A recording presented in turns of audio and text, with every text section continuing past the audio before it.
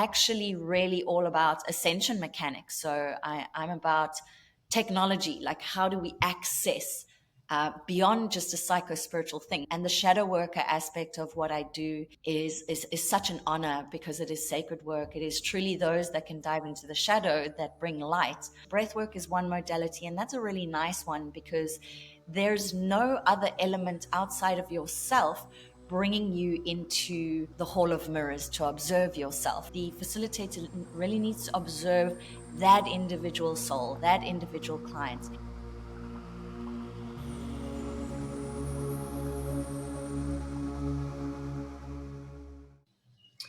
So, ascension is something that people are focusing a lot on today. Ascending in consciousness, ascending in vibration, ascending in awareness. So, to talk about this interesting topic, I've got Brigitte Heeb to share her wisdom with us. Brigitte, welcome to the show. Thank you so much, Deepak. Brigitte, if you can tell us the journey that took you to becoming an ascension teacher and master, please share that with us. I've been kind of dropping into memory systems and having a chat with myself of when this began. And I feel it was sort of early years, 11, 12, 13, where I was really fascinated in things like Hinduism. I was really drawn to the gods and goddesses, bathed in blue, and would pick up these little Krishna books and not be able to understand anything because it was hugely metaphysical, but nonetheless was drawn to them and got these little books, always found little crystals, was fascinated with dolphins and chimes and, mossy little forest places with elves and things like that. So worlds unseen, worlds unknown. And that was in my child years. Started kind of going to psychics and things in my teenage years or late teenage years, and then really dropped into sort of my blueprint and path in around my 20s, where I started going to festivals and began experiencing with psychedelics, particularly mushrooms. And that sort of just opened my space up. During my 20s, was going to many trance festivals and had always done work with the body in sports and things like that. So strong mind, strong body, and then now coming into the more spiritual realm with my play with psychedelics. And then from there, really beginning to commit myself in my late 20s and 30s, early 30s to going, I really feel like this is my path, and I want to share healing through understanding what consciousness is. And really what drives me about consciousness is understanding our evolutionary process, our existentiality, what it is we're doing here, how we arrived here. Do we come back? Do we return? Do we dissolve? What is the story? That's quite interesting. I guess psychedelic mushrooms maybe opened the door, and I guess a lot of people have used it recreationally. I mean, I know I used recreational psychedelic mushrooms and go to party and stuff, but how did you shift from the recreational to the spiritual use of these things? Because that is quite a shift, isn't it? Well, I feel like somewhere within me was this innate knowing and intuition that when I was using these within a recreational space, that I was not mixing this with alcohol use or anything else. It was, and nobody told me that. I hadn't researched it. It was just something that occurred. So if I was taking and partaking in this beautiful medicine, it was natural for me to just work with that. And so within the trance space or the trance festival space, I ended up helping a lot of people just literally as naturally as can be. People always came to me and were like, oh, this person needs help. Can you help them? And I'd always roll my eyes as if I'd known this knowledge forever and be like, yeah, well, are you guys sleeping? Have you been drinking water? Have you had a shower in the last 2 days? Have you eaten anything? And were you mixing this with alcohol? Because, well, you're going to experience a darker experience if you're going to mess around with this. And the reason people called me out, it seemed to be that they really enjoyed my energy. So they would see me on the dance floor, and no matter if it was day 1, hour 1, or day 3 or 4, there was this level of energy that I brought that was just pure and clean. I was often set up in the healing spaces there as well. So inevitably I began to drop into my healing archetype, or the archetype of the healer. And then again, through my own experiences, whenever I consumed or ingested, I would take time out and away from the festival and go into nature and meditate, and just it just all happened quite naturally. And there was one day where I was just like, my God, I need to share this. I need to share this. And so I was always researching about what are the archangels? Like I said, Hinduism, Buddhism, then beginning to learn about the chakra system, of course. And there was always, I've been a student of this information for a long time, and it's all just weaved together into where I am now. Yeah. Yeah, like you say, the information is there. Like Hinduism and Buddhism, they speak about some of these elements, the spiritual elements and the chakras and stuff. But I guess it's cloaked and not very easy for people to decipher. And religion has really taken a strong front seat, I guess, in those practices and disciplines. So how did you see through that into the spiritual truth? I mean, just to comment on a lot of spiritual text out there, most of it is in the form of metaphor, even the Bible. So that's been many years of uncovering and being like, okay, cool. For now, for example's sake, I'm working with what we say the dragon body. I work with dragon energy. All that is a metaphor for working with a God self, which is the avatar aspect of ourselves, which in the now moment in my teachings, I would say that is a 12th dimensional aspect of myself coming from God source energy, which would be pre-matter fields from 15th dimension down. So a 15th dimensional time matrix. But this is the information now, right? Back then, sort of how did I bridge it, or how does one bridge it? I guess again, it was these experiences with mushrooms, and ultimately it was this decision to serve and to serve mushrooms, and to begin to step into now the archetype of the shaman. And to be honest, Deepak, I learned and have learned through my holographic field, so that which presents back at me through every single client that's come through my door. And it's not been through the text. The text has given substance around certain things, but it's really been through my clients, and really understanding the intangibles. So the intangibles of any text is trust, surrender, let go. There are two frequencies, that of love and that of fear. And beginning to look at those intangibles and saying, well, what does that look like in one's physical reality? What does it look like to trust? I was simultaneously going through a lot of business training and coaching, and kind of linking the spiritual world and the business world. And again, being like, I see where this link comes in. Being quite a rebel in my nature with regards to authoritarian matters and doing what everybody else does. I've been a big rebel in that sense. So that would take me into other texts of conspiracy theories, and questioning, why do governments exist? Why do we vote? Da, da, da, da, da.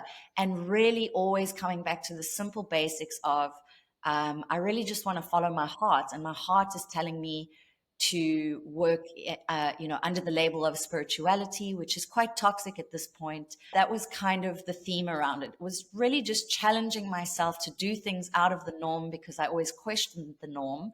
And that was in all aspects. And then finding physicality in, how does one tangibly work through in their lives that which is intangible. So how does one trust? How does one let go? How does one follow their heart? And yeah, so the easiest thing for me to say is, it was an easy process of going, well, is this decision being made in love, or is this decision being made in fear? And that's kind of how I started. I was like, well, I think this is an amazing medicine. I think the world should receive this. I don't trust what I am reading in terms of laws and things like that. And I am willing to understand, or willing to accept the consequences of doing this work. And so I really just began. So you described yourself as a shaman, and I think you are a shaman, especially with my experience of working with you. And people think of shamans from South America and Peru and Chile and doing ayahuasca ceremonies, but maybe give us a little bit of background about shamanism and what it actually is and what is the role of a shaman. Yeah, it's very interesting. Many people still don't have that word in their vocabulary. It's not swirled around in their consciousness at all. That's what I notice here in Europe. People look at me and they're like, you do what? And then I'll say, well, a medicine woman. And that, even that is unfamiliar to them. So this ancient blueprint and practice is like lost to many people. But coming from Africa and having been born in Africa, where sangomas are and medicine people is such a big thing and a big theme, I feel that African people have more of a link there. And essentially what it is a bridge, one from ancient technologies, ancient practice into the now moment. So there's that bridge, and also the bridge from ether into earth. So again, it's being the one that trusts in the intangibles. I trust in the unseen world.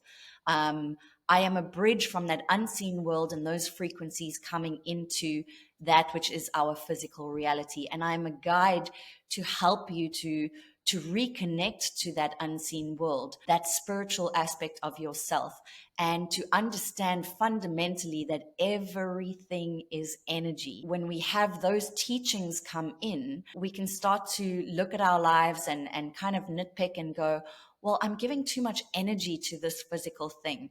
And if I were to give it an energetic number, this is a 10 out of 10 piece in my life, and I'm giving this 1%. And maybe I need to change my perspective and my perception around what am I doing here in this reality. And I think the teachings of everything is energy is an easy one. And then of course comes spiritual accountability and responsibility. And when you break down the energetic teachings, we begin to understand we are creator being. And so when it comes to destruction and suffering and pain and dismay in one's life, we come down to the fact that through many hours, that we are the creator of this dysfunction in our lives. And we need to reboot the energy system, rebuild the energy system. And that's essentially what I help with. Another part of the shaman is that we are a shadow worker. We are showing you that which you maybe possibly didn't understand existed. So that ether element, that spiritual element. And we show you that you are part of the whole, you are connected to everything. And the shadow worker aspect of what I do is such an honor, because it is sacred work. It is truly those that can dive into the shadow that bring light. But it is also a very, very difficult job, because I quite easily may have people walk away because they're too afraid to do the work, because I'm really going to show you who you are from spirit to matter in a nutshell. So that really is what a shaman does. They're showing you who you are, and you need to do the work. You can't obviously do the work for the person, but you can enlighten them to what they need to focus on, where their problems are. And you're using plant medicines like the psychedelic mushrooms. Are there any other technologies or stuff that you use? So for me, I use breath work as well. I think breath work is such a powerful tool. And please know that, you may see many thousands of breathwork facilitators online. Not all of them have the shaman blueprint. And I really, for the first couple of years of me doing this, I would shy away from that word, because Jesus, who am I in this modern day to place that label across myself? I mean, a shaman is quite a revered member in the community in ancient times. In this now time, I don't have shame around saying that, because I really am that. And I've done the work. Just because you're a breathwork facilitator doesn't necessarily mean you have the capacity to link into these higher realms and are doing that level of work, for lack of a better descriptor.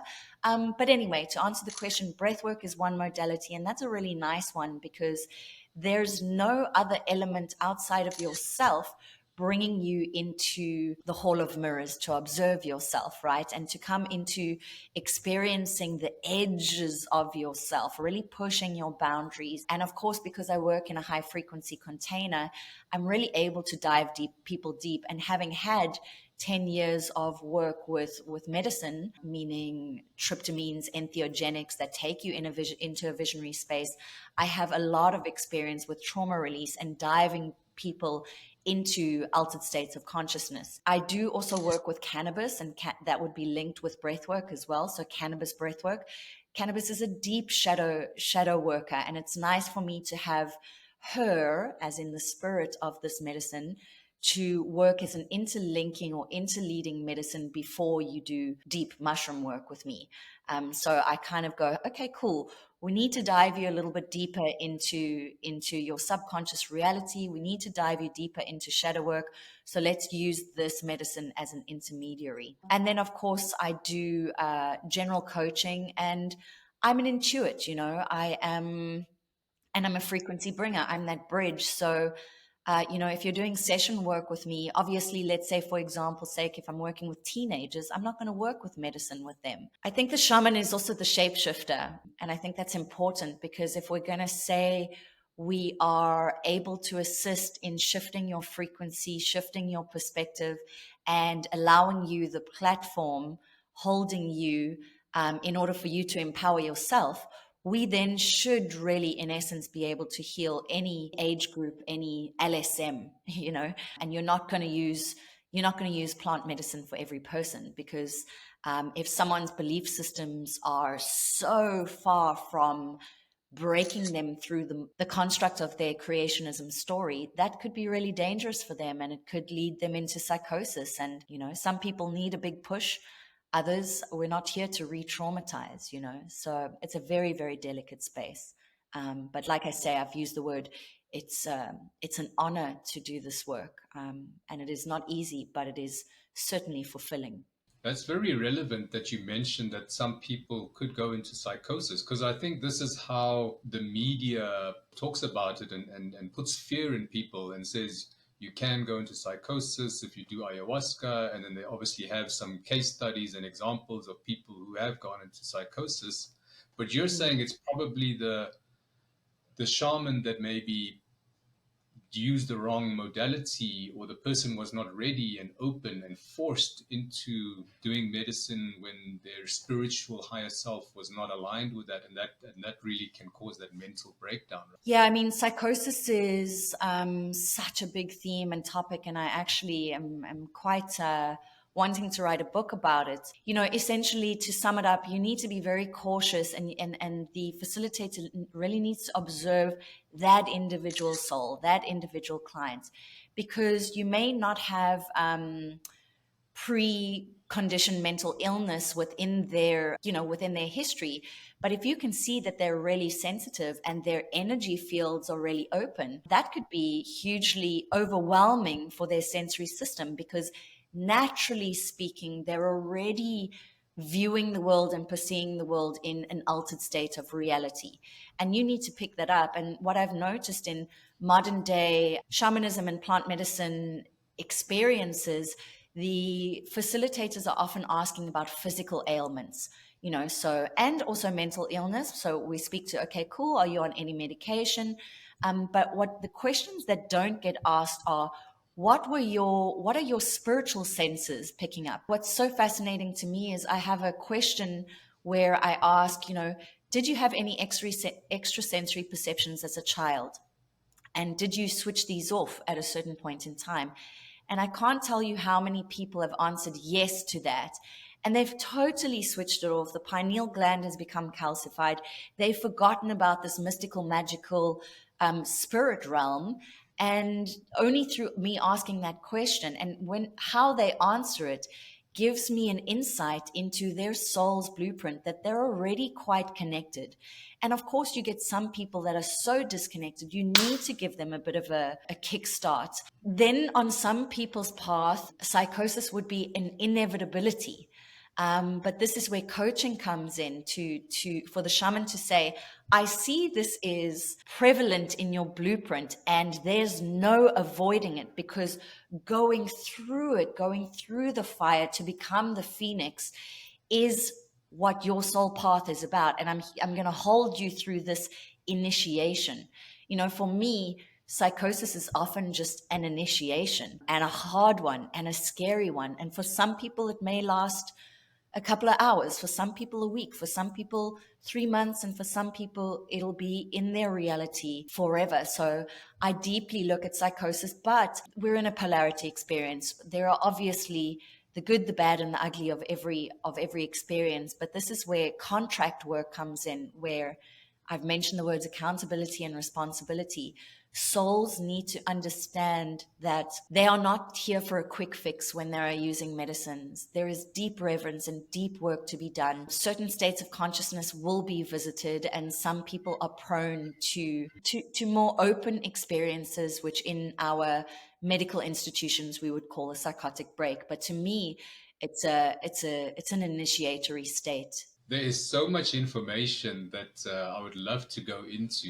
And we're getting sort of to the end of our time.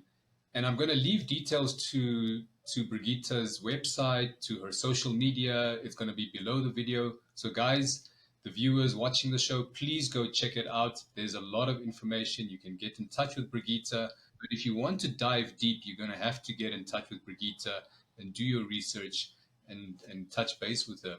So, Brigitte, to close off, there are so many shamans and breathwork people and mushroom ceremony people out there. I mean, I've noticed over the last few years, it's like sort of exploded, and there's so many. How do people navigate and choose the right one? How do they know that somebody is a legitimate medicine person? It's tough because the question you ask is speaking to the inexperienced person. So the inexperienced person still needs to go through training of their senses and their sensory input.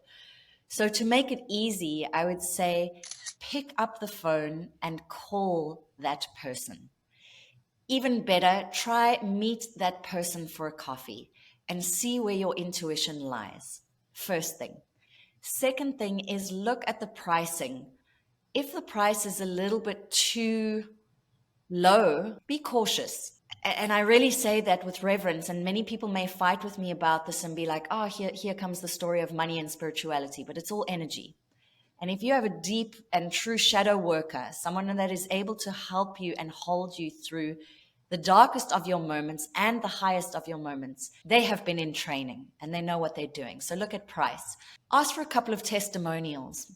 Also, location is really important. If that person is not putting in effort to really get you out of the city, out of the hustle and bustle of the city, you want to be outside, because this is a clear frequency space, because you are connecting through frequency to a spiritual realm. So location is also a good one to ask about. Ask them what their creation story is. So what does their work, what is the basis of their work?